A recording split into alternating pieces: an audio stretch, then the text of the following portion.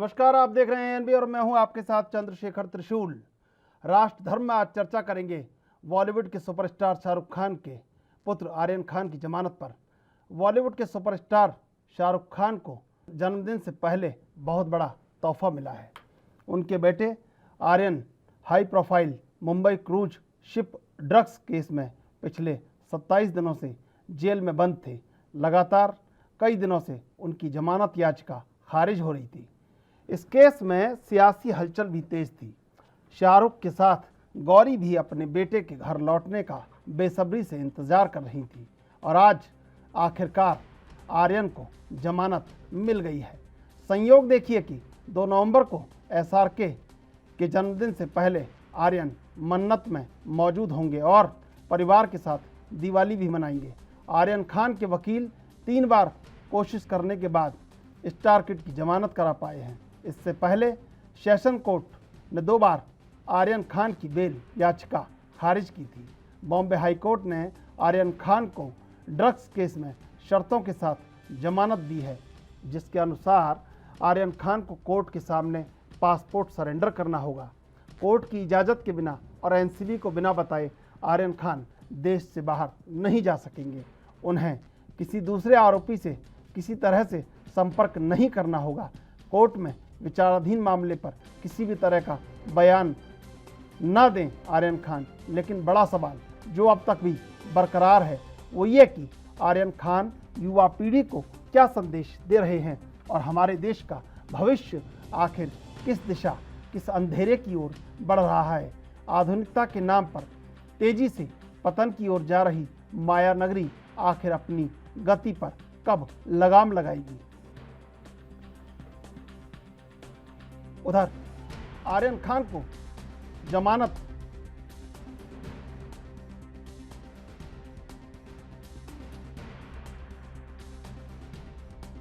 कि हमारा सिस्टम है कि इतने नामचीन बच्चों को, नामचीन तो आर्यन है, मेरा बेटा तो नहीं है, बट नामचीन बच्चों को या वकील के बेटे को भी रखा गया है। आगे क्या, आगे दुनिया में कहा जाएगा कि भाई उनको रखे तो आप क्या चीज़ हो, ये गलत चीज़ है। हमको प्रेसिडेंस ऐसा होना चाहिए। English is okay with you? So we have to have a precedence के भाई you have to have a role model. It justice should be given ASAP, and if in case you have to correct these people of such cases, it has to be in the rehab center, not in a jail. Jail mein what mahal are you doing? What are you trying to teach? And what have we taught? In 24 days or 10 days, what have you taught? They are not learned. You are giving a wrong setup, a wrong example to the kids. What will happen to them? See the experience. मेरे बेटे ने 7 kg छोड़ दिया है। आर्यन बेचारा biscuit पे जिंदा था। क्योंकि क्यों? खाने की तकलीफ, उसकी तकलीफ प्रेफरेंस नहीं होती है, वहाँ किसी की कुछ चलती है नहीं। बट बहुत अफसोस की बात है। It's been very sad, traumatic experience. Let's hope the system changes and they come with a much better. उधर आर्यन खान को जमानत और वानखेड़े की गिरफ्तारी की आशंका के बीच एनसीपी नेता और महाराष्ट्र सरकार में मंत्री नवाब मलिक ने कहा कि पिक्चर अभी बाकी है मेरे दोस्त। आज आर्यन खान समेत 3 लोगों को जमानत सम्माननीय हाईकोर्ट ने दी है। इससे पहले कल ही 2 लोगों को एनडीपीएस के स्पेशल कोर्ट ने जमानत दी थी। जिस तरह का फर्जी मामला बनाया गया, पहले ही एस्प्लेनेड कोर्ट में उनकी जमानत हो सकती थी, लेकिन हमेशा एनसीबी के वकीलों के जरिए एनसीबी अपनी भूमिका बदलते रहती है। प्रयास रहता है कि लोगों को ज़्यादा दिन जेल में कैसे रखा जाए, लोगों के मन में डर कैसा पैदा किया जाए। हमें लगता है कि आज जमानत हो गई। जिन लोगों पे ये मामला बनाया गया है ये फर्जी है, न्यायालय में जाएंगे, जो एविडेंस है हम उनको देंगे, ये मामला न्यायालय से क्वैश हो जाएगा। लेकिन योगायोग है आज कि जो अधिकारी ने इन लड़कों को जेल में डाला था, आज वही डर के मारे हाईकोर्ट में गया कि ये पूरी जो जांच महाराष्ट्र की पुलिस मुंबई की कर रही है, इसे सीबीआई या एनआईए के तरफ ट्रांसफ़र किया जाए। और मुंबई पुलिस ने कहा कि गिरफ्तार करने से पहले इनको 72 घंटे की नोटिस दी जाएगी। जेल में डालने वाला आज जेल में जाने से डरने लगा। हमें लगता है जो फर्जीवाड़ा इन्होंने किया है खुल के सामने आने लगा है। कुछ दिन पहले पुलिस के पास गए थे कि मुझे फंसाया जाएगा, उससे पहले मुंबई कमिश्नर को उन्होंने लिखा था कि मुझे बॉडीगार्ड दिया जाए, प्रोटेक्शन दिया जाए। ऐसा क्या हो गया कि एक हफ्ते के भीतर जिस पुलिस से वो प्रोटेक्शन मांग रहे थे उसी से उनको अब डर लगने लगा है। हमें लगता है फर्जीवाड़ा जिस तरह से सामने आ रहा है, उन्होंने जो करतूत किए हैं उसी का डर उनको सताने लगा है। देश भर में फैली इस आर्यन गाथा से युवा पीढ़ी को आखिर क्या संदेश मिला है, चर्चा करेंगे इस मुद्दे पर। हमारे साथ हमारे मेहमान प्रदीप भटनागर बीजेपी से, कुंवर सिंह कांग्रेस से और अधिवक्ता दीप्ति सिंह। आप सबका स्वागत राष्ट्रधर्म में। सबसे पहले प्रदीप भटनागर जी के पास। प्रदीप भटनागर जी, ये जो आर्यन गाथा चल रही है, इससे युवा पीढ़ी को आखिर क्या संदेश मिला है? देखिए, आर्यन गाथा की अगर हम बात करते हैं तो ये चीजें बच्चों ने जो चीजें लत पकड़ी है, और ये बड़े घर के बच्चों ये एक बड़ा दर्दनाक और भारतवर्ष की एक विकास के लिए दूसरे वाला विषय है, और इस पे हमें मंथन करना पड़ेगा कि बड़े घर के बच्चे इतनी जल्दी इन नशीली पदार्थों में किस तरह चले जाते हैं।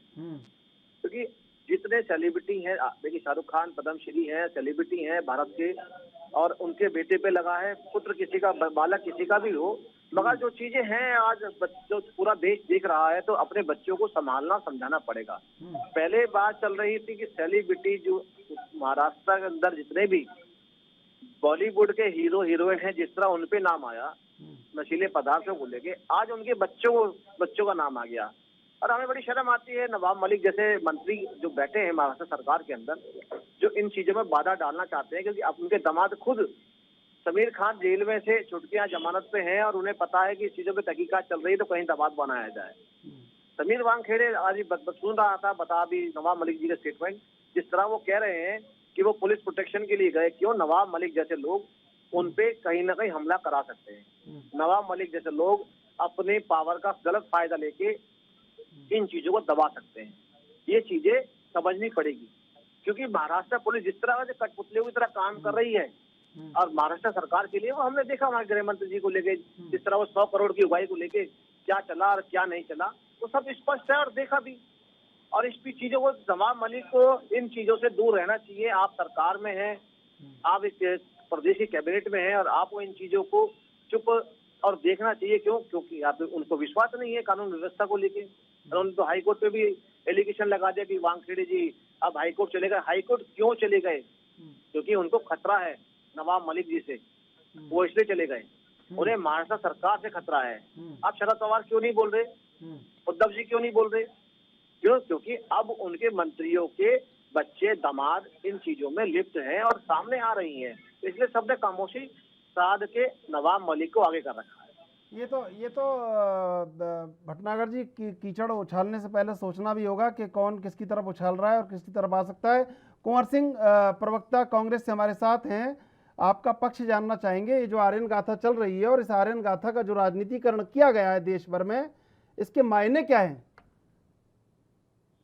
त्रिशूल जी, ये जो नई पीढ़ी नशे के आदी हो रही है, नशे में डूब रहे हैं, सबसे पहले तो ये देश की नई पीढ़ी को डुबोने का बहुत बड़ा षड्यंत्र है, और लोगों को बचना चाहिए। बड़े आदमियों के बच्चे या सेलिब्रिटियों के बच्चे या बड़े घरानों के बच्चे जिस तरह से नशे के कारोबार में और नशा करने में लिप्त हैं, ये बहुत शुभ संकेत नहीं है। और माननीय उच्च न्यायालय ने जो जमानत दी है, जमानत तो एक दया याचिका है, आप उस याचिका में गए, जमानत स्वीकार हुई। लेकिन मैं एक बात कहना चाहता हूं जी, कि ड्रग्स का इस्तेमाल किसी का भी बेटा हो, बच्चा हो, ये गलत है। और आने वाली पीढ़ी को अगर हमको, आपको और देश के नौजवानों को बचाना है, तो इन नशीले पदार्थों से दूर रखना होगा, जागरूकता लानी होगी। राजनीति अपनी जगह है, लेकिन हम अपनी नस्ल को बर्बाद होते नहीं देख सकते। नस्ल को बचाना है तो इन नशीले पदार्थों से दूर रहना होगा।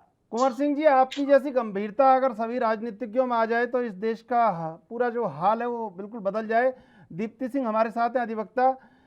दीप्ति सिंह जी, ये जो आर्यन गाथा चल रही है और लोग टीवी पर देख रहे हैं, वकीलों की बड़ी फौज मुकाबला कर रही है और अब जमानत मिली है, तो कहीं लगता नहीं है कि आम आदमी का न्याय और आम आदमी के न्याय से जुड़ी बातें बहुत गौण हो गई हैं और शायद आम आदमी जो दृश्य टीवी पर उसने देखे हैं उनको देख के बहुत विचलित हुआ होगा कि न्याय अगर ऐसे ही मिलेगा तो फिर न्याय हमें कैसे मिलेगा? लगता नहीं है कभी आपको भी लगा होगा?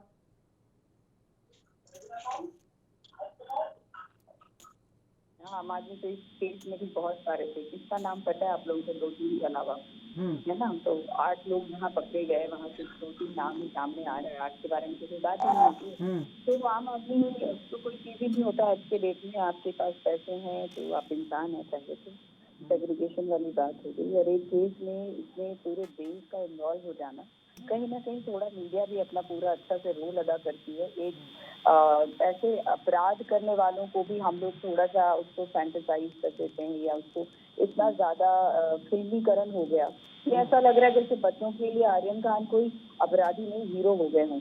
हर टीवी चैनल पे, हर जगह पे उनकी बात हो रही है जैसे बहुत बड़ा काम करके आए हैं। तो मुझे लगता है कई बार कुछ चीजों को तरीके से हमें दिखाने की भी जरूरत है, आम आदमी को भी ये समझना चाहिए। और इस बार तो मुझे लगता है थोड़ा अच्छा हुआ है, अगर इस तरीके से केसेस सामने आए, ऐसे इस तरीके से बहुत बड़ा एग्जाम्पल पेश हुआ है जिसमें कि आम आदमी कह नहीं सकता कि भाई उनके साथ बुरा हो रहा है। आर्यन खान शाहरुख खान के बेटे हैं, इतने बड़े पैसे वाले इंसान के बेटे को भी 25 दिन की कस्टडी झेलनी पड़ती है, तो इसका मतलब है कि ये सबके लिए कानून बराबर है। और अगर आप कानून के शिकंजे में हैं और जब तक तसल्ली नहीं हो जाती, आपको रिमांड पे अगर रखा जाता है तो आपके ट्रीटमेंट भी आम आदमी की तरह ही होगा। बेशक आप बिस्किट खाइए क्योंकि आप बड़े बाप के बेटे हैं, आपको रोटी जेल वाली अच्छी नहीं लगती, लेकिन कहीं ना कहीं आपके साथ ट्रीटमेंट आम आदमी वाली ही हुई है। तो मुझे लगता है आम आदमी को भी अच्छा ही सबक मिला है इससे कि हम सब बराबर हैं कानून की नजर में। पैसा एक साइड और कानून अगर अपने पे आ जाए और अपनी बात मनवाने पे आ जाए तो अच्छे अच्छे लोगों को सबक सीख के जाना पड़ता है यहाँ से। जी भटनागर जी, प्रदीप भटनागर जी, जो राजनीतिकरण इस तरह से हो जाता है और एक दूसरे के सामने राजनीतिक दल हो जाते हैं, मुद्दे इतने प्रभावशाली नहीं होते, लेकिन राजनीतिक फ़ायदा लेने के लिए, लोगों का ध्यान आकर्षित करने के लिए, इस तरह अगर इन मामलों का राजनीतिकरण किया जाएगा तो आम आदमी की जो बातें हैं, नल बिजली, पानी, सड़क, ये सब चीज़ें तो फिर बहुत दरकिनार हो जाएंगी अगर इसी तरह सब चलता रहेगा तो। देखिए मैं अगर फिर दोबारा आर्यन जी पे आऊँ, आर्यन खान पे आऊँ, देखिए शाहरुख खान एक पद्मश्री अवार्ड से सम्मानित है और भारत के एक स्टार फिल्म के, और देखिए इस चीज को सहजता बताती है कि देखिए शाहरुख खान जी ने कोई स्टेटमेंट अभी भी किसी न्यूज चैनल में या किसी प्रिंट मीडिया को नहीं दिया, और कानून के दायरे में जो चीजें चल रही थी ना, उस पर कहीं दबाव या कहीं किसी प्रेशराइज या कुछ नादीतीकरण कुछ नहीं करा। मैं इसमें शाहरुख खान को कहूंगा भाई अप्रिशिएट कि कानून को मानने वाला आदमी है शाहरुख खान, और उसे दिखा दी अपनी औलाद को भी कि औलाद ने जो गलती करी आर्यन खान ने, और बीच में कहीं कोई सपोर्ट नहीं, जेल भी मिलने गए नहीं, तो अगर और क्या होते तो रात दिन एक कर देते। हमने देखा सलमान खान जी का हिरन, काले हिरन का कांड देखा हमने, उसमें भी क्या क्या हुआ। मगर जहां मैं अगर उंगली उठाता हूँ महाराष्ट्र सरकार के ऊपर, क्या नवाब मलिक जी को क्या विश्वास नहीं है कानून व्यवस्था पे? ये चीज बहुत बड़ी चीज है। या फिर शाहरुख खान के कहने पे ये काम चल रहा है, मगर ऐसा नहीं है। क्यों? क्योंकि उनके दामाद इन चीजों में ऑलरेडी पहले से फंसे हुए हैं और उनको निकालना चाहते हैं। तो उन्होंने क्या टारगेट करा? उन्होंने समीर वानखेड़े जी को, जो इसके करता धरता है, जो इनके जो काम कर रहे हैं इन चीजों पे, उन्होंने उस पर टारगेट करा। क्यों? जब ये आदमी नहीं होगा, जब फंसा दिया जाए। अब देखिए किसी के परिवार में आप हिंदू मुस्लिम निकाल रहे हैं, आपकी पहली शादी दूसरी शादी निकाले, ये राजनीति करने का कौन सा पहल है? आप किसी के पूरा सर और पैर देके आपकी निजी जिंदगी में घुस रहे हैं आप। ये चीजें शोभा नहीं देती हैं। अगर हम नशे की बात करें, हम अगर पंजाब जाते हैं तो कैप्टन साहब ने साफ कहा कि किस तरह के ड्रोन के माध्यम से और कैसे पाकिस्तान से हमारे यहाँ नशीले पदार्थ आते हैं, उसको चिंता जताई। और चिंता जताते हुए भी पंजाब की सरकार को अलर्ट भी करा कि आप इन चीजों पर ध्यान दीजिए, क्योंकि नशीली पदार्थ बहुत ज्यादा अमृतसर से जितना पंजाब बॉर्डर लगता है, वहां से जिस तरह आता है, उसकी रोकथाम भी जरूरी है। और यही एक पीड़ा है कि हमारे भारतवर्ष के अंदर आज जो बड़े घर के बच्चे हैं, आज उससे पीड़ित हो चुके हैं। आज तो शाहरुख खान का बेटा है और भी बहुत सारे नाम आ चुके हैं और सेलिब्रिटी भी आ चुके हैं। आज महाराष्ट्र के अंदर ही ऐसा क्यों है? आज इतनी चीजें उजागर हो रही नशीले पदार्थों को लेकर, महाराष्ट्र में ही क्यों हो रही है? अगर पहला जो केस हुआ, जो राजपूत जो मारा गया, अगर वहीं से अगर महाराष्ट्र सरकार थोड़ी सी अलर्ट हो जाती और थोड़ा सख्ती करती, कुछ चीजें दिखाती, तो इन चीजों को बहुत कंट्रोल किया जा सकता है। राज्य सरकार का काम है काम करना। प्रदीप जी, सारा जो ड्रग्स का कारोबार हो रहा है वो सिर्फ महाराष्ट्र में हो रहा है? महाराष्ट्र अगर काम है, मैं ये नहीं कहूँगा कहाँ से आता है, कह रहे हैं चीज तो वो है। आप कह रहे हैं कि महाराष्ट्र सरकार अलर्ट हो जाती, सुशांत सिंह राजपूत के बाद तो ये हो सकता था। तो मैं आपसे, आपने जैसे कहा, मैं आपसे ये जानना चाहता हूँ कि क्या सिर्फ महाराष्ट्र सरकार अगर नियंत्रित कर लेगी ड्रग्स के कारोबार को, और क्या वहाँ पे नियंत्रण करने से पूरे देश में ड्रग्स का कारोबार समाप्त हो जाएगा? शुरुआत तो कहीं से करनी पड़ेगी ना। अगर राज्य सरकार को शुरुआत किसी और राज्य से नहीं हो सकती, महाराष्ट्र से होगी, क्योंकि महाराष्ट्र में कांग्रेस की सरकार है, शिवसेना की सरकार है। आपके किसी राज्य से नहीं हो सकती? उदाहरण के लिए आप प्रस्तुत नहीं हो सकते? बिल्कुल बिल्कुल बिल्कुल। किस तरीके से असम की तरफ से आता है, म्यांमार से आता है, और किस तरह असम सरकार ने भी कंट्रोल करना और किस तरह कोशिश करके वहां गोलीबारी भी हुई है और हमारे कई पुलिसकर्मी शहीद भी हुए इन चीजों को लेके। ऐसा नहीं है। प्रदीप भटनागर जी, मैं आपको बता देता हूं आपकी जानकारी के लिए, मणिपुर की एक पुलिस अधिकारी है थाऊ जोनम बृंदा। ड्रग्स के खिलाफ उन्होंने बड़ी कार्रवाई की और उसके बाद उनको लगातार परेशानी का सामना करना पड़ा, और उनके पूरा इतिहास, जिस ससुर से, राजकुमार मेघेन से वो कभी मिली नहीं थी, उससे भी उनका सब चीज जोड़ी गई और उनको पुलिस सर्विस से बर्खास्त करने के लिए हाई कोर्ट तमाम चीजें की गई। आप ही के मुख्यमंत्री हैं एन वीरेन सिंह। थोड़ा सा रिपीट करेंगे एक बार जरा? एक बार रिपीट करेंगे दोबारा? जी, अभी लेते हैं छोटा सा ब्रेक के बाद मेहमानों के साथ जारी करेंगे अपनी बातचीत।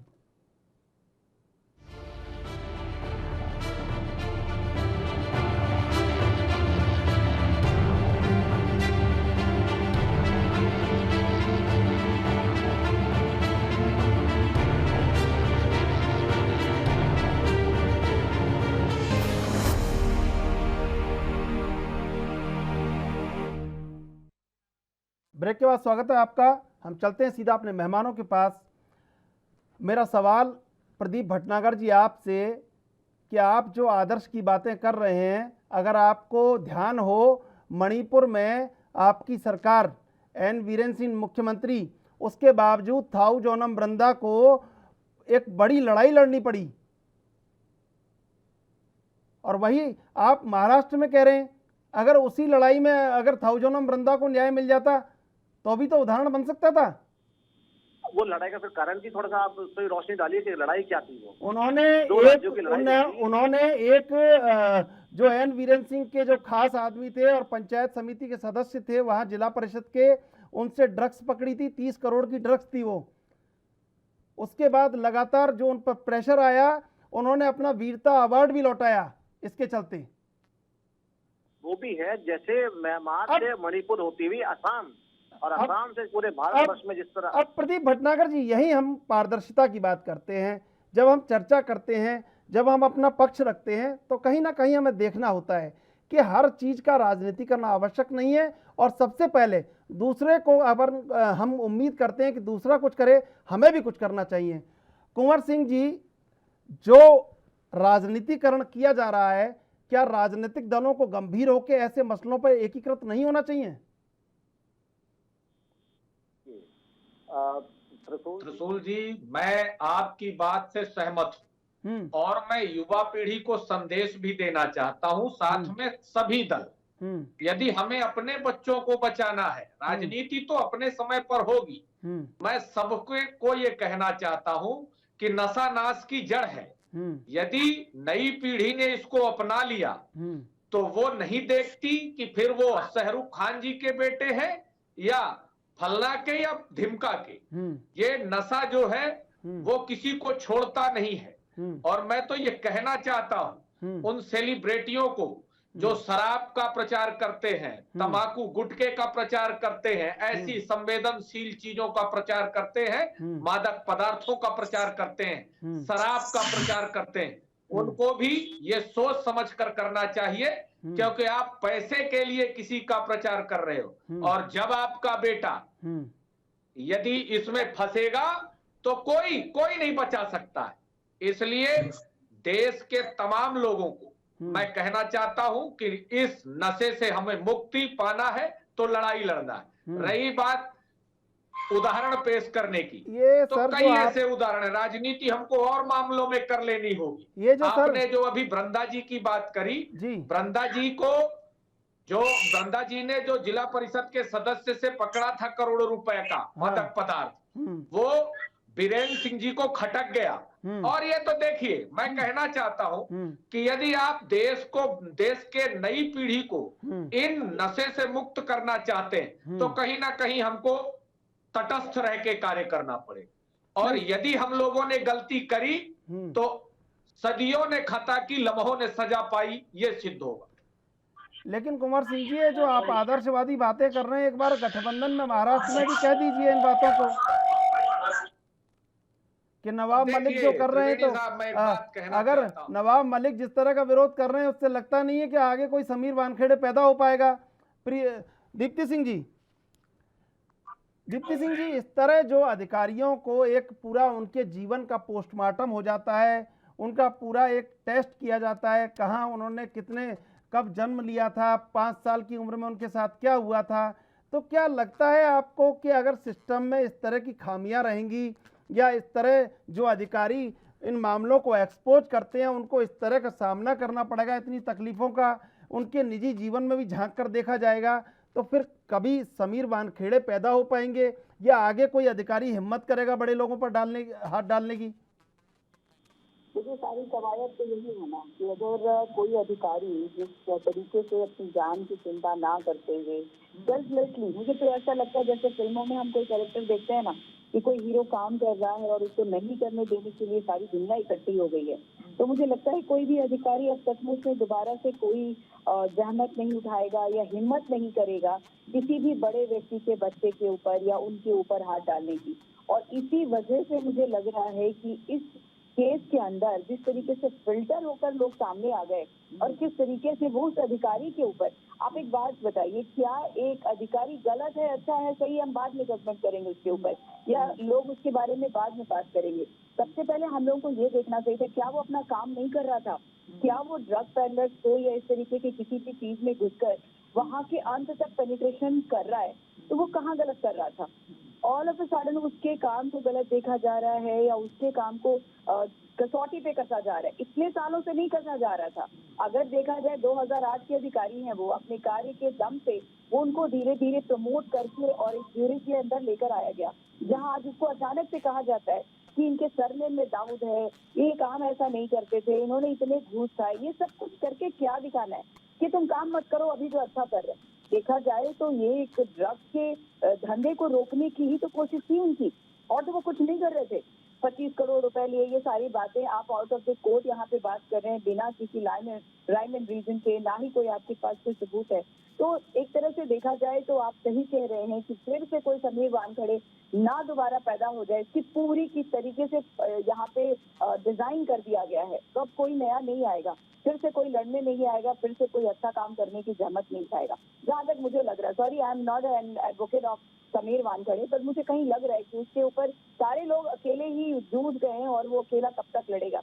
उसके बाद को भी उल्टा लिया जा रहा है कि पुलिस तो प्रोटेक्शन के लिए गया, या वहाँ पे वो इसलिए गए कि उनको डर लग रहा है कि पुलिस उनके साथ कुछ कर सकती है। तो वो कहाँ जाके कहेंगे? हाईकोर्ट ही जाके कहेगा ना कोई, पहले पुलिस में जाएंगे नहीं तो कोर्ट में जाएंगे। इस बात की खिल्ली उड़ाने का क्या मतलब है?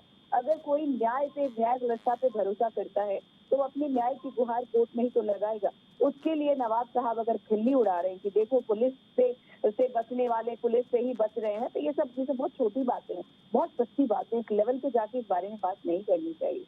जी जी, ये जो संवेदनशीलता है, ये जो आपने व्यक्त की है समीर वानखेड़े के प्रति, पूरा देश व्यक्त कर रहा है, और कहीं ना कहीं लगता है कि अगर कानून अपना काम नहीं करेगा, अगर अधिकारी काम नहीं करेंगे खुल के, तो फिर कैसे लोग सामने आएंगे, लोग कैसे पकड़े जाएंगे। और शायद ये बहुत बड़ी गलती उन्होंने कर दी है कि जिस तरह का मामला ये हो गया है, तो क्या ये लगता नहीं है कि अगर ऐसे लोगों को नहीं बचाया गया, उनके साथ नहीं खड़ा हुए सब लोग, तो फिर आगे जो नक्शा होगा वो और ज़्यादा खराब होगा। जिन स्टेट में ये ड्रग्स घुस गया वहाँ पे घुस गया।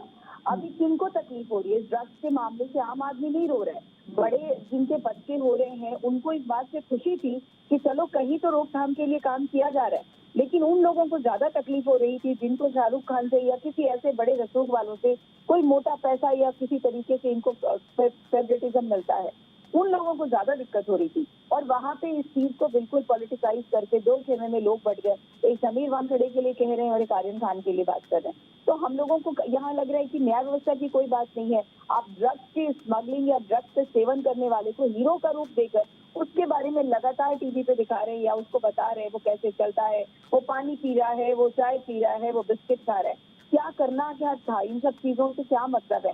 हमें तो ये दिखाना चाहिए था कि आप कोई भी क्यों ना हो, लेकिन समीर वानखेड़े जैसा अगर कोई अधिकारी है तो आपको वो बता देगा कि गलत तो गलत है और गलत की सजा ऐसी ही होगी, जेल में ही होगी, कोर्ट में ही उसके बारे में सुनवाई होगी। तो मुझे भी आपके जैसे ही बहुत खेद है और मैं भी समझ में मुझे भी यही आ रहा है कि कहीं बहुत जल्दी में ये फैसला लिया गया और उनको स्टेज से हटा दिया गया। बस सब कुछ लीपापोती और शांत हो जाएगा, कुछ नहीं होगा। फिर आने वाले टाइम पे मुंबई में फिर से ड्रग्स का बोलबाला, फिर से हवाला का बोलबाला और फिर से ऐसे ही बहुत सारी और चीजें देखने को मिलेंगी। प्रदीप भटनागर जी, बड़ा गंभीर सवाल मैं आपसे कर रहा हूं और गंभीरता से आपसे जवाब की भी उम्मीद करता हूं कि मणिपुर में थाउजोनम ब्रंदा और महाराष्ट्र में समीर वानखेड़े, वहां बीजेपी की सरकार और यहां गठबंधन कांग्रेस शिवसेना की सरकार, वहां से लेकर यहां तक हालात कैसे बदल जाते हैं? क्या हर एक अधिकारी को बचाने की जरूरत नहीं है पूरे देश में जो इस तरह की लड़ाई लड़ रहा है? क्या आज एक अनऑफिशियल स्टेटमेंट ये है कि 10 लाख करोड़ से ज़्यादा का कारोबार ड्रग्स का है? तो क्या जरूरत नहीं है कि सब लोगों को एकीकृत होकर और सब पूरे राजनीतिक दलों को इस पर अपनी इच्छा शक्ति जाहिर करनी चाहिए और एक ऐसा कहीं बड़ा कदम उठाया जाना चाहिए? बहुत गंभीरता से अब मैं आपसे जवाब की उम्मीद करता हूँ प्रदीप जी। मेरे साथ वकील साहिबा बैठी है, बहन मेरी, और उन्होंने बहुत बढ़िया बात कही समीर वानखेड़े जी को लेके कि जब आदमी का पुलिस से या कानून से जब कहीं ऊपर हट जाता है विश्वास, तो वो हाई कोर्ट सुप्रीम कोर्ट जाता है। और खुद कोर्ट भी कहता है जब आदमी को पुलिस से या किसी चीज से जब उम्मीद हट जाती है तो वो कोर्ट आता है क्योंकि मेरा यहाँ न्याय होगा। और मैं इसे अप्रिशिएट करता हूँ और वो गए इसलिए। अगर कहीं दिखाई देता कि महाराष्ट्र सरकार न्याय करेगी या उनकी तरफ से दिखाई देगा राजनीति नहीं होगी, राज्य सरकार नहीं करता, तो नहीं जाती हाई कोर्ट। पहले दूसरी चीज जो अभी आप कह रहे थे, देखिए इच्छा शक्ति तो सब चीजों की होती है, मगर इच्छा शक्ति दिखानी चाहिए राज्य सरकारों को। अभी हमने जो पिक्चर बनी थी पंजाब के ऊपर, उड़ता पंजाब, कितना विरोध हुआ था और विरोध करने वाले भी कौन थे ये भी हमें पता है। आज वो उड़ता पंजाब कहाँ चला गया? उन चीजों पर ध्यान देना पड़ेगा। आज ही पंजाब में, आज देखिए सिद्धू जी ने कहा कि जो पंजाब की सरकार बनी और उसने कहा और जनता से कहा था पंजाब की से कि हम ये नशा जो चल रहा है इस पे हम लगाम लगाएंगे, उस पर काम करेंगे, मगर वो सब धरा का धरा रह गया। अब चन्नी जी भी कह रहे हैं, मगर चन्नी जी वो हैं जब बीएसएफ का दायरा बढ़ाया गया तो उसका विरोध में आ गए वो कि दायरा क्यों बढ़ा दे गया, कुछ करना नहीं चाहते। देखिए सब चीजों को राज्य सरकार के प्रदीप भटनागर जी, हम क्या चर्चा कर रहे हैं? हम चर्चा कुछ और कर रहे हैं, आप कहीं और ले जा रहे हैं उसको सेंट्रलाइज करके चीजों को। इच्छा शक्ति की जो आपने बात की है, मैंने आपसे सीधा एक सवाल किया था और इसका मैं गंभीरता से आपसे जवाब मांग रहा था कि मणिपुर में आपकी सरकार, महाराष्ट्र में गठबंधन की सरकार, वहां से लेकर यहां तक अधिकारी एक ही हैं, दो अलग अलग जगह, लेकिन हालात बदल जाते हैं और एक को आप डुबो देते हैं और दूसरों को बचाने के लिए जान की बाजी लगा देते हैं। ये पारदर्शिता इसमें नजर आनी चाहिए, नहीं आनी चाहिए? मैं ये पूछ रहा हूँ आपसे। देखिए आप इस तरह आपने प्रशासन के आदमी जो आपने जो काम करने वालों की बात करी है, आप देख सकते हैं केंद्र या किसी राज्य की सरकार वो अभी तक किसी भी बचाने के लिए नहीं खड़ी हुई है, ना कोई अभी तक पार्टी का स्टेटमेंट है, चाहे वो शाहरुख खान को लेके हो या समीर वानखेड़े को लेके। मगर जब राजनीतिकरण की बात आती है ना, जब नवाब मलिक की, तो उसमें फिर बोलना जरूरी आवश्यक है कि आप पॉलिटिकल पार्टी होकर आप इस चीजों में क्यों जा रहे हैं आप, या आपको विश्वास न्यायालय पे नहीं है या अधिकारी पे नहीं है। आप अधिकारी पे जो सवाल उठा रहे हो सबसे बड़ी वही इच्छा शक्ति की बात है। मणिपुर में हुआ, असम में हुआ या मुंबई में हुआ या महाराष्ट्र में हुआ, या फिर जहाँ पंजाब में हुआ, वहाँ चीजें जितने भी है वो प्रशासन का आदमी जो हिम्मत जुटा के इन चीजों की तहकीकात करता है, इन्वेस्टिगेशन करता है, नजदीक तक पहुंचता है, उसके साथ अगर ये हच होगा तो भारत में कोई अधिकारी काम नहीं करेगा इन चीजों पे, वो कहेगा बाहर में जाए, जो जिसका बच्चा बिगड़ना बिगड़ जाए, क्यों करेगा काम? जब उस पर ही उंगलियां उठ रही है, जब उस पर ही अब जब दुनिया सजा देने पे लगी है और जितने भी आप नेता हैं उन पे ही सब हावी होने पे लगे, तो कौन अधिकारी काम करेगा? तो मजबूरी में कुछ तो सोचेगा वो। अब एक अधिकारी ने प्रशासन के आगे आकर एक काम किया और एक क्रूज को पारदर्शिता दिखा कि देखिए क्रूज के अंदर कैसी कैसी पार्टियां होती हैं और उस चीज को ओपन करा, तो वो सजा है, उसको तो सजा मिल रही है। नवाब मलिक देना चाहते हैं, दिलवाना चाहते हैं? नहीं, आप सरकार में हैं और केंद्र पूरी तरह प्रभावशाली कदम उठा रहा है कई मुद्दों पे, तो आपसे तो अपेक्षा की जाती है कि एक बहुत कठोर निर्णय या कठोर एक बात आपके द्वारा कही जानी चाहिए, जिसको पूरा देश सुने या सब लोग सुन के ये हो कि हाँ एक बात कही गई है। ये मेरे साथ देखिए कानून में ज्ञाता बैठे खुद ही, और यही पता है कि 2 ग्राम से अगर पकड़ी जाती है तो सजा कितनी होती है और 2 ग्राम से ऊपर होती है तो सजा कितनी मिलती है। तो ये केंद्र की सरकार ने करा है ना इसको लगाम लगाने के लिए कि आप रखिए और सजा पाइए, मगर चीजों को सभी इकट्ठा करने के लिए हमें सबको संजोना पड़ेगा और पूरे भारतवर्ष में जितने भी राज्य सरकारें हैं सबको एक माला में आके इस काम के लिए करना पड़ेगा, चाहे वो मणिपुर की सरकार हो, चाहे वो आसाम की सरकार हो, चाहे प्रदेश की किसी भी सरकार हो। अगर हम लगाम नहीं लगाएंगे, ये स्वीकार किया आपने, ये ठीक बात है। कुंवर सिंह जी, आपको लगता नहीं है कि गठबंधन को कहना चाहिए कि नवाब मलिक जो कर रहे हैं वो ठीक नहीं कर रहे हैं? देखिए त्रिशूल साहब, देश को मैंने पहले ही कहा, देश को बचाना है तो इन सब नशे से मुक्त करना पड़ेगा। वो राजनीति अपनी जगह पर। अरे सर कौन करेगा? आप ही करेंगे, बीजेपी और कांग्रेस करेगी, आप भी सरकार में, ये भी सरकार में, और कौन करेगा? सुनिए त्रिशूल साहब, बात तो बोलने दीजिए, बात तो आएगी ना भाई। तब तो करेगी क्या? हम अभी कह देने से तो देखिए ये विचार करने की बात है, बताइए। विचार मंथन करने की बात है। मेरे पास 4 उदाहरण है, मैं चारों को रखना चाहता हूँ, समय दीजिए। एक अभी समीर वानखेड़े जी का है, दुनिया ने देखा। तो दूसरा संजीव भट्ट गुजरात के IPS है, आज वो जेल में है, उनके साथ क्या क्या हुआ दुनिया ने देखा। और क्या वो अधिकारी नहीं थे? वो गुजरात दंगे का उन्होंने खोल दिया पोल, तो आज जेल में। एक DSP देवेंद्र सिंह जम्मू कश्मीर में, उसकी जांच को जम्मू कश्मीर सरकार ने ये कह के बंद कर दिया कि इनकी जांच करेंगे तो सरकार खतरे में आ जाएगी। एक अभी आपने वृंदा जी का कहा, उनने रक्त पकड़ा था। और एक अशोक खेमका जी हरियाणा में अधिकारी थे IAS, उनका कितने बार तबादला हुआ और जो काम सच्चाई से करना चाहते हैं उनको फेंकते रहते हैं। हम देश को ये कहना चाहते हैं और देश के मीडिया को भी कहना चाहते हैं, अभी मुद्रा पोर्ट पर 3000 किलो पकड़ी गई थी हेरोइन, चरस या जो भी, 30,000 करोड़ की। मीडिया के साथियों से भी आग्रह है कि आप ऐसी बात को भी सामने लाइए। आज 30,000 करोड़ के मामले को आप दबा दिए और ये जो मामला है आप इसको उठाए, मीडिया ट्रायल कर रही है, मीडिया को धन्यवाद, लेकिन आप बड़े मामले को क्यों दबाते हैं? आप सबको सामने लाई, मीडिया का ये मतलब है। और राजनीतिक दलों को सर ये देश को बचाना है, देश की आबादी को। कुंवर सिंह जी, ये जानकारी कहाँ से आई आपके पास? मीडिया से तो आई जानकारी आपके पास कि मुंद्रा शिपपोर्ट पे कितनी वो पकड़ी गई है हेरोइन, ये जानकारी कहाँ से मिली आपको? यहीं से तो मिली, मीडिया से आपको? बिल्कुल मीडिया के साथ। फिर आप कह रहे हैं मीडिया को बताना चाहिए, मीडिया तो बता रहा है। 27 दिन से आर्यन खान पर हो रहा है। हाँ, इतना ही ट्रायल उस पर भी हो जाता कि कहाँ से आई, कैसे आई, किसने लाया, किसका तो है, 27 तो होना चाहिए। तो 27 दिन में आप भी तो नवाब मलिक को कह सकते थे। नहीं, वो तो हमने कहा है, देखिए हम तो हमारा सीधा सा है कि कोई बेकसूर आदमी नहीं फंसना चाहिए। अभी देवेंद्र सिंह, DSP देवेंद्र सिंह जैसे लोग हैं जो आतंकवादियों का साथ देते हैं, और बाद में अभी विनोद राय जी ने कहा था 176,000 करोड़ का स्कैम हो गया 2G स्पेक्ट्रम, और आज क्या है स्थिति बताइए। तो सच्चाई से मुंह नहीं मोड़ा जा सकता। मैं ये कहना चाहता हूं कि सही बात का प्रतिपरीक्षण हो, परीक्षण होने के बाद ही निर्णय हो। निर्णय करने वाले हम नहीं है। जस्टिस लोया की मौत पर क्या हुआ आप बताइए, क्या निर्णय हुआ उस पर? मेरा ये कहना है कि बेकसूर आदमी ना फंसे, इनके पर जवाब किसी को तूल देने की भी आवश्यकता नहीं है। इनके जवाब जितना ये मामला था, सेलिब्रिटी है, शाहरुख खान के बेटे हैं, इसका मतलब ये नहीं है कि आप 27 दिन से छाए हुए। पहले तो जो आपने और बड़े बड़े कांड हैं, पहले और बड़ी बड़ी घटनाएं हैं, उनको भी करना चाहिए। कुंवर सिंह जी, पहले जो 700 आपने से ज्यादा किसान मर गए, वहां पर कोई नहीं बोलता है। लखीमपुर खीरी मामले को भी ट्रायल पे लाइए, क्यों नहीं होता है ये?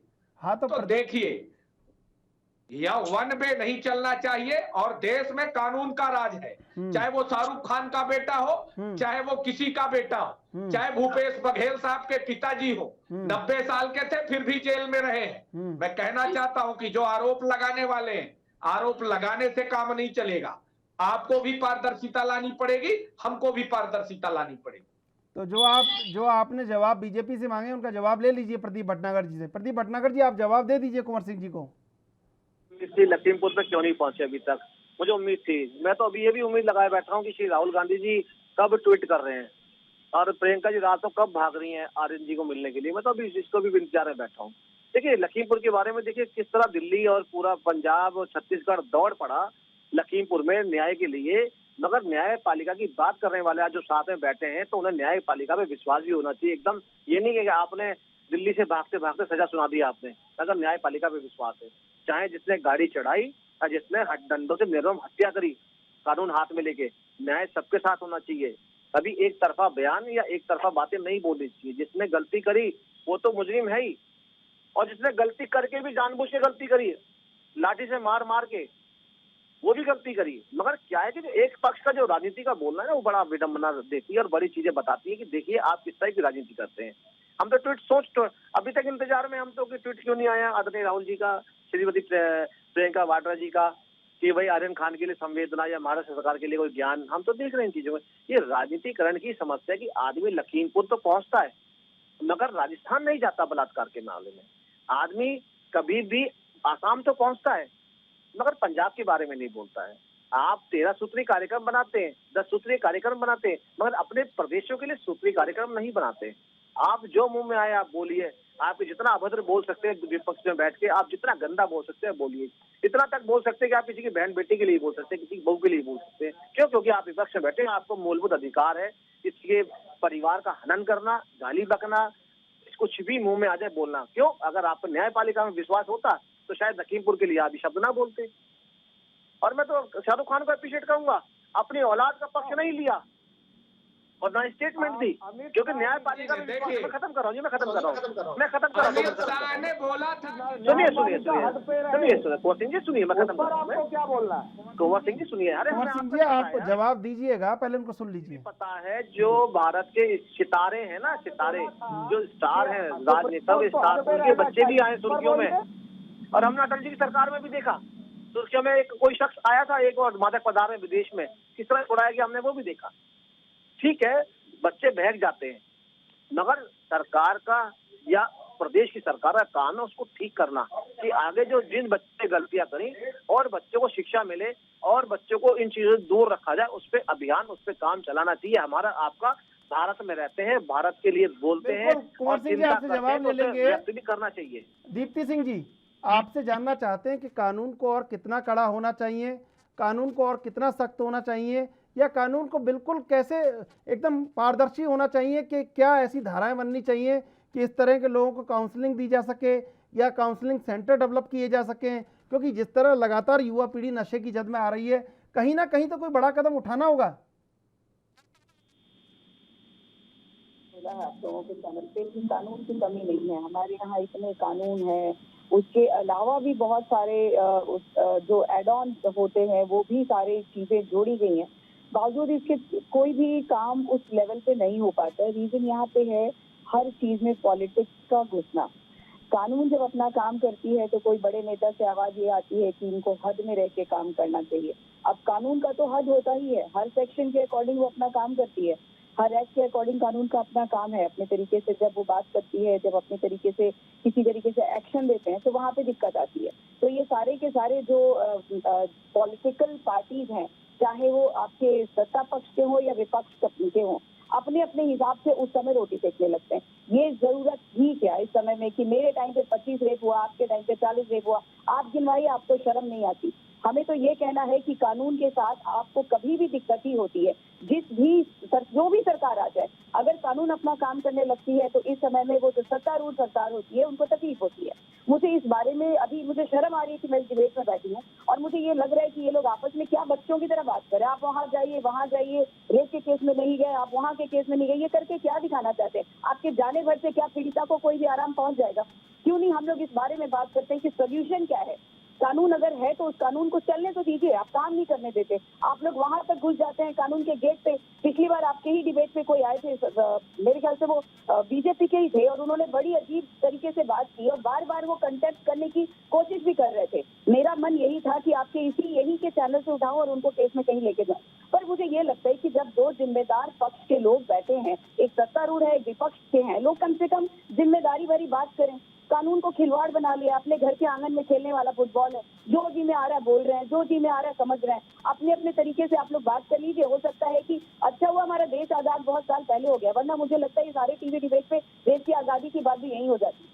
मुझे अभी यही लग रहा है। कानून की बात भी हम लोग जब ऐसे करते हैं जिनको पता ही नहीं, नॉलेज नहीं है, उसके बाद आप लोग कह रहे हैं कि कानून के लिए मोदी साहब ने कहा या शाह साहब ने कहा कि हद में रह के बात करना चाहिए। ये सब अभी बोलकर हम लोगों को अपनी हंसी खिल्ली नहीं उड़ानी चाहिए। हमें सीरियस होना चाहिए, मैच्योरिटी के साथ बात करनी चाहिए। डिबेट में बैठे हैं, मुद्दे पे आइए जिसका कि एक कोई लास्ट में कहीं निष्कर्ष निकल पड़े पाए कि यहाँ पे जो हम लोग डिस्कशन कर रहे हैं, मैंने अपना इंपॉर्टेंट 40 मिनट दिया, मुझे उसमें क्या मिला, या हम लोग यहाँ से दिखा रहे हैं टीवी चैनल पे वो क्या दिखा रहे हैं। अननेसेसरली हम यहाँ बात कर रहे हैं, किसी को कुछ सुना रहे हैं, किसी बस टीवी पे आ रहे हैं। सॉरी, मुझे माफ करिए, दोबारा से मुझे ऐसे डिबेट में नहीं बैठना जहाँ पे जिम्मेदारी भरी बात नहीं हो रही। आपकी सरकार, मेरी सरकार, क्या है? सरकार तो बदलेगी ही ना। अगर आप इस तरीके के गैर जिम्मेदाराना बात करेंगे तो सरकार तो बदलनी ही है, चाहे अभी की हो चाहे पीछे की हो। जी बताइए, आपको और कुछ पूछना है मुझे? क्योंकि मुझे और दूसरे काम थे, मैंने कहा था कि मेरे पास टाइम ज्यादा नहीं है, मैं क्या बोलूँ अभी। Thank you so much. जो आपने अपनी व्यथा प्रदर्शित की है, शायद दोनों प्रवक्ताओं ने बहुत अच्छे से सुना होगा। आपका गंभीर पक्ष जानना चाहेंगे। हम शुरू से ये कह रहे थे कि गंभीर जवाब आपसे आना चाहिए। ये एक दूसरे के ऊपर आक्षेप लगाना, एक दूसरे के ऊपर आरोप प्रत्यारोप करना, तमाम चीजें। आपको लग रहा है कि बस टीवी पे आ जाने में घर का उद्देश्य है, तो बहुत सारे और भी काम है ना, बहुत सारे और चैनल है, बहुत सारे और काम होते हैं, वहाँ पे चले जाएंगे, टीवी पे दिख जाएंगे। और अगर हम बहस कर रहे हैं, हम किसी मुद्दे पे आना चाह रहे हैं, ये कभी नहीं कहना चाहिए कि आपके समय में ये हुआ, मेरे समय पे ये हुआ। ये कह के हम अपनी खिल्ली उड़ा रहे हैं। हमें तो ये कहना चाहिए कि सोल्यूशन ये है। हमें कानून पे विश्वास रखना चाहिए। जब कानून अपना काम कर रही है तो उसको करने दो ना। हर कोई उसमें इंटरफेयर करके अपनी अपनी बात करके कानून को दबाने की कोशिश। पीछे वाले आपको भी पता होगा, 2-3 दिन पहले जिस डिबेट में हम बैठे थे, उन साहब ने भी कुछ इसी तरीके के प्रवक्ता थे और उन्होंने बिना जिम्मेदारी लिए ना जाने कितनी बातें बोल गए, वो बोलते ही चले जा रहे थे। तो मुझे यही लगता है कि जिम्मेदारी अपनी अपनी निभानी चाहिए। मेच्योरिटी के साथ हम लोग अगर कोई सब्जेक्ट पे बैठकर बात कर रहे हैं तो कहीं ना कोई निष्कर्ष निकलना चाहिए। सिर्फ ये कहना कि वो बुरा था, वो बुरा है, आप अच्छे नहीं हो जाएंगे, है ना जी। बात आपने कही है कि निष्कर्ष और समाधान निकलना चाहिए। जब हम संवाद करते हैं तो संवाद का एक कहीं ना कहीं तो कोई दिशा तय होनी चाहिए। अगर हम कोई बात उठा रहे हैं तो सबको उतनी जानकारी होनी चाहिए कि जब 4 लोग बात कर रहे हैं तो 4 लोगों को अगर कोई 5वां व्यक्ति देखे तो उसको ये सबक मिले, या ये उसको कहीं एक ये प्राप्ति हो कि मैंने इस डिबेट में अपना 1 घंटा दिया और 1 घंटे में मुझे ये प्राप्त हुआ कि अब ये होना चाहिए। प्रदीप भटनागर जी बड़े गंभीर जवाब की उम्मीद करते हैं जब दीप्ति जी ने इस तरह की बात कही है तो। बिल्कुल बिल्कुल, मैं सुन रहा था। देखिए, बहुत सीनियर लग रहे हैं और बहुत अच्छी बात कही इन्होंने कि हम जिस चीजों पे लेके बैठते हैं उससे बात होनी चाहिए। ये जो बीच में राजनीतिकरण होने लगा था, देखिए मैं बता देता हूँ कि राजनीतिकरण का कारण क्या है। जो सामने वाले जब राजनीतिकरण में एंट्री कर जाता है तो मजबूरी बन जाती है, क्योंकि मीडिया को सवाल का जवाब चाहिए जो सामने वाले ने किया है। देखिए, कहीं कानून की चीजों को लेना ना तो कानून के जो ज्ञाता बैठे हैं ना, कहीं कहीं वो भी दुरुपयोग में आ जाते हैं। और हमने देखा बहुत से केसों में कि आधी रात को सुप्रीम कोर्ट तक, हाई कोर्ट सुप्रीम कोर्ट तक खुलवाए गए। किन्होंने खुलवाए? कानून ज्ञाताओं ने खुलवाया। तो कानून के ज्ञाताओं को भी चीजें देखनी पड़ेंगी। हमने दिल्ली पुलिस का टकराव भी देखा कानून के ज्ञाताओं से। कि किस तरह रोड पे लड़ाई हुई, किस तरह कोर्टों में शीशे तोड़े गए, हमने वो भी देखा है। हर चीज के दायरे हैं। क्या कोर्टों में कानून, क्या कोर्ट के अंदर जितने भी हमारे अदालतें हैं, कोर्ट है, क्या उसमें चुनाव नहीं होती, राजनीतिकरण नहीं होता? सब में होता है। मगर जब चीजों का राजनीतिकरण का टाइम हो तो उस समय करना चाहिए, ना कि आधी रात को पोल खुलवानी चाहिए। हमें वो भी देखना पड़ेगा। सर वही और आप बहुत अच्छी बात है वाकई में। पुनः पुनः आक्षेप पे आ गए। अभी लेते एक छोटा सा ब्रेक के बाद फिर करेंगे संवाद अपने मेहमानों से।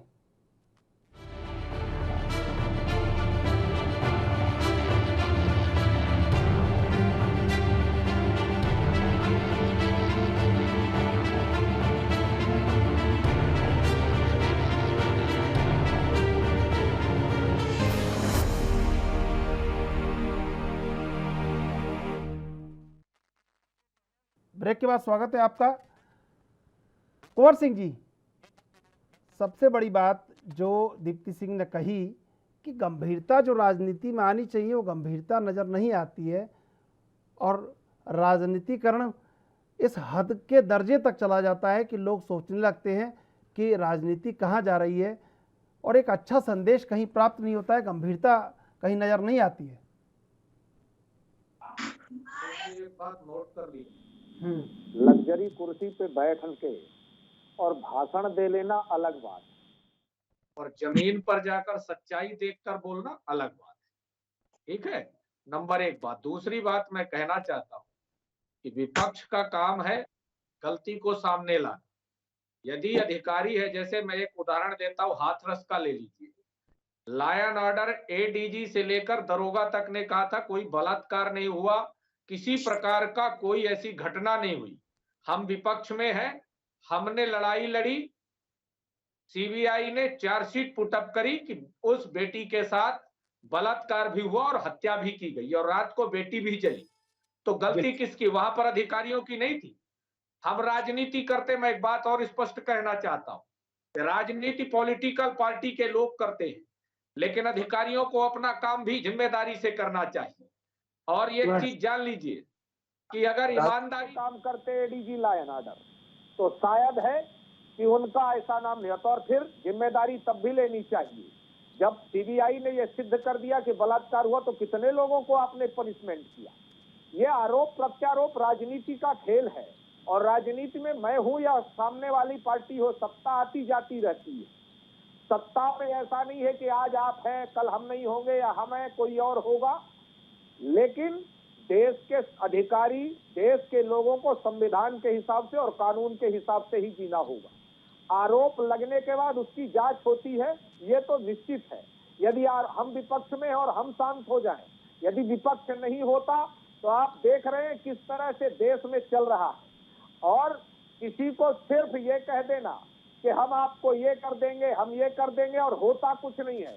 विपक्ष यदि नहीं होता तो आप देख लीजिए आज देश के अंदर, मैं वही अभी हमारे भारतीय जनता पार्टी के नेता कह रहे थे कि मैं राहुल जी के ट्वीट का इंतजार करता हूं।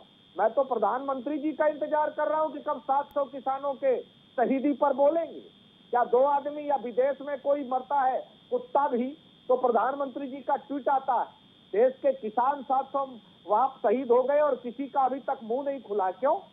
क्या वो राजनीति इतनी मशगूल है राजनीति में कि देश के किसानों को आदमी नहीं समझते? और देश के प्रधानमंत्री, उत्तर प्रदेश के मुख्यमंत्री, साथ में कोई कैबिनेट का आदमी आज तक लखीमपुर खीरी नहीं गया। तो ये राजनीति नहीं है। आप एक चीज रसूल जी मान लीजिए कि राजनीति है, पर आपको संविधान और कानून के दायरे में रख के करना पड़ेगा। दायरे में रख के चलना पड़ेगा, लेकिन जवाबदेही तो सभी पक्षों की है इसमें। कुंवर सिंह जी, करता हूं हम विपक्ष में, और मैं सहर्ष स्वीकार करता हूं कि आप यदि विपक्ष में, जहां छत्तीसगढ़ आइए ना, हम तो चाहते हैं आइए और देखिए कि छत्तीसगढ़ में किसानों की 2500 रुपए धान बिक रही है, तो भारतीय जनता पार्टी के लोग एक भी प्रदेश में ऐसा निर्णय ले लें। वह छत्तीसगढ़, पंजाब, राजस्थान में किसानों का कर्जा माफ हुआ, मध्य प्रदेश में 26 लाख किसानों का कर्जा माफ हुआ। आप आइए और कहिए, आप जाके पूरा करिए, कहीं भी किसानों का कर्जा माफ कर दीजिए।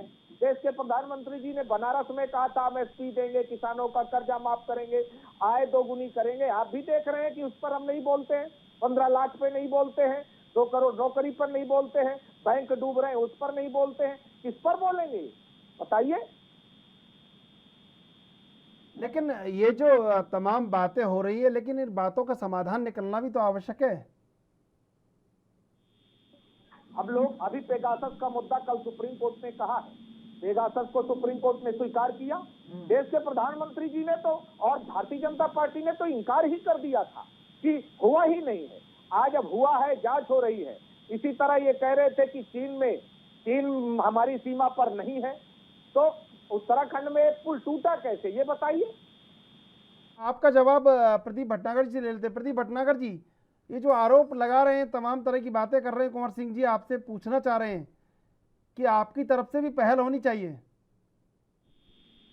देखिए ऐसा है, कुंवर सिंह जी के बारे में तो बोलूं तो कुंवर सिंह जी कोई मुद्दों पे आती नहीं कभी भी। कुंवर सिंह जी कभी भी डिबेट करो तो हमेशा भटकाना और घुमाने का काम करते हैं। अरे हम तो कह रहे हैं पेगासस से बात कीजिए। आप क्यों नहीं FIR कराई अब तक? राहुल जी तो 2019 में भी चीजें उठाई थी, तभी चुपचाप बैठे हुए थे।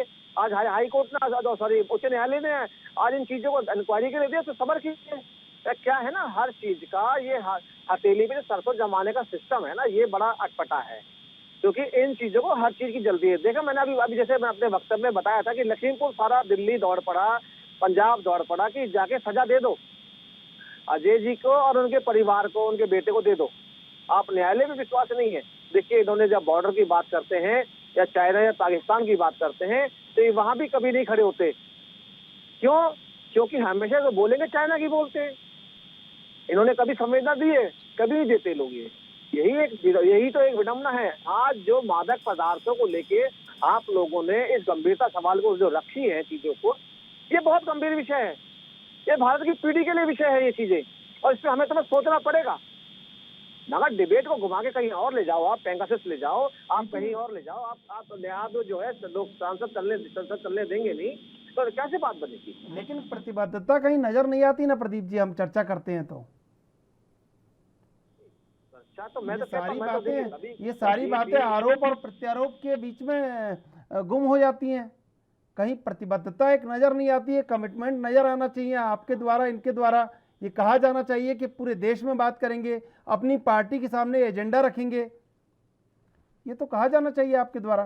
देखिए आज ANB न्यूज ने जिस गंभीर विषय पे आज डिबेट रखी, क्योंकि भारत की युवा पीढ़ी और भारतवर्ष का आने वाली जो हमारी जनरेशन है उनके विषय को लेके है। मगर विपक्ष को या कांग्रेस के प्रवक्ता को बैठ के क्या जरूरत है गलत जगह ले जाने की? क्या उससे मंथन नहीं कर सकते बैठ के? क्या उससे हम डिबेट या बहस नहीं कर सकते? अगर मेरी सरकार में कमी है तो उससे ऐसे एक्सेप्ट करने में क्या दिक्कत है उसमें? अगर केंद्र सरकार में है और उसके विषय को अगर रखा जा रहा है तो उस चीजों पे क्या नहीं बोलना चाहिए? आप पेगासस चले जाएंगे, आप चाइना चले जाएंगे। अगर हम सरकार से बात करते हैं, कुंवर सिंह जी मैं बीच में नहीं बोलता कभी आपके। कुंवर सिंह जी का जवाब ले लीजिए आप एक बार। हाँ जी ले लेता हूँ, ठीक है बोलिए। देखिए त्रिशूल जी, मैं सिर्फ इतना ही कहना चाहता हूँ कि दूसरे के ऊपर अंगुली उठाने से पहले आप देख, जनता को तो मूर्खापन आ रहे हैं, तो जब सवाल विपक्ष में है तो हम पूछेंगे ही। दूसरा, ANB चैनल को बहुत बहुत शुक्रिया, और एक मैसेज भी मैं देना चाहता हूँ कि देश के आने वाली पीढ़ी इन नशों से दूर रहे। यदि नशा नवजीवन या नई पीढ़ी से दूर नहीं हुआ तो आने वाली जो हमारी पीढ़ी है, किसी के भी बेटे हो, आने वाली पीढ़ी देश के लिए बहुत खतरनाक सिद्ध होगी, और फिर हम हाथ मलते रह जाएंगे। कोई भी उपाय, कोई भी कानून, कोई भी संविधान नई पीढ़ी को डुबोने से नहीं बचा सकता। इसलिए मैं कहना चाहता हूं आपके माध्यम से देश के तमाम लोगों को, उन माता पिता और तमाम गार्जियनों को, कि आइए इस नशे से मिलकर लड़ाई करें और नशे से अपने आने वाली पीढ़ी को मुक्त करें, क्योंकि यह नशा परिवार, समाज और देश सबको बर्बाद कर देगा। बिल्कुल बिल्कुल, बहुत बहुत धन्यवाद आपका डिबेट में जुड़ने के लिए। हम जिस नशे को लेकर चर्चा कर रहे थे और तमाम बातें जो एक प्रतिबद्धता नज़र आनी चाहिए थी राजनीतिक दलों की, वो शायद कम नज़र आती है, और बातें महज आरोप और प्रत्यारोप के समक्ष इर्द गिर्द घूम कर रह जाती हैं। लेकिन ये नज़र आना बहुत ज़रूरी है।